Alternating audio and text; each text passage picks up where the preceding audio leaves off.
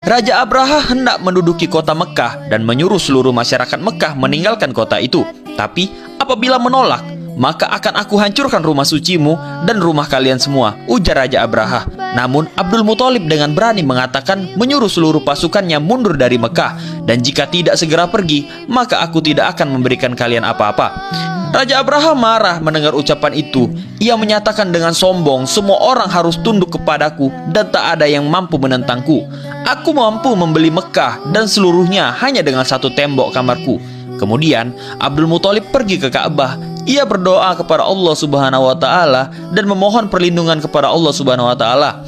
Setelah Abdul Muthalib berdoa, kemudian datanglah segerombolan burung yang sangat banyak jumlahnya. Mereka berkumpul di atas Ka'bah mengelilingi rumah Allah tersebut. Mereka mengitari Ka'bah dan disaksikan langsung oleh Abdul Muthalib. Di tempat lain, pasukan gajah datang berbondong-bondong masuk ke kota Mekah. Abdul Muthalib melihat cahaya yang sangat berkilau di atas langit dari atas Ka'bah. Ia terpukau melihat cahaya itu. Bukan hanya Abdul Muthalib, semua budak terbangun dari tidurnya dan melihat cahaya yang sangat terang bersinar di malam hari. Kemudian orang Yahudi ini naik ke atas gunung. Ia menangis dan bersaksi sesuai dengan ajarannya terdahulu. Apabila engkau telah mengutus kepada kami seorang utusan yang baru, ia berdoa, semoga utusan ini dapat mengasihi bangsaku seperti Musa mengasihi bangsaku ya Rob, ujarnya. Kemudian pastor di gereja ini pun melihat cahaya yang sangat berkilau di malam ini. Ia berdoa menurut agamanya dan memohon untuk utusan yang baru ini agar dapat memurnikan kita semua sambil menangis. Rupanya semua orang melihat cahaya yang sangat berkilau terang benderang dari langit. Abdul Muthalib terpaku melihat cahaya yang sangat berkilauan itu. Ia kemudian berlari turun dan menyenggol berhala di dalam Ka'bah. Dan seketika semua berhala itu jatuh ke lantai. Kemudian ia melihat air Zam-Zam keluar sangat deras hingga membasahi seluruh permukaan tanah di sana. Dan ia kemudian pergi ke rumah ibunda Rasulullah SAW. Ia melihat cahaya yang sangat berkilauan dari sana. Ia kemudian menginjakkan kakinya ke dalam rumah dan melihat Aminah menggendong seorang bayi.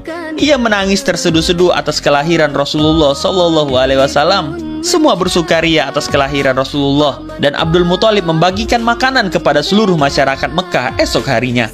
Bagaimanakah kelanjutan kisah Nabi Muhammad SAW? Abdul Muthalib meresmikan nama baginda Rasulullah SAW dan semua orang bersorak setelah nama itu diumumkan. Sebelumnya, peresmian nama bayi yang baru lahir pun terjadi hari ini. Namun, setiap kaum Yahudi memberikan nama tepat di hadapan berhala. Semua orang bernyanyi dan menari ketika nama Yahudi itu diumumkan sesuai dengan kebiasaan mereka. Berbeda dengan Abdul Muthalib, ia berwudu terlebih dahulu sebelum meresmikan nama baginda Rasulullah SAW. Ia bersolawat terlebih dahulu dan menggendong cucunya dengan sangat perlahan. Ia menutupi wajah Rasulullah dari terik sinar matahari dan kemudian menuju Hajar Aswad, yaitu batu surga yang sudah ada sejak Nabi Ibrahim, dan mengharapkan berkahnya. Pintu Ka'bah pun terketuk dengan sendirinya ketika peresmian nama Rasulullah SAW. Abdul Muthalib kemudian masuk ke dalam Ka'bah. Riuh angin menghiasi peresmian nama Rasulullah SAW. Kemudian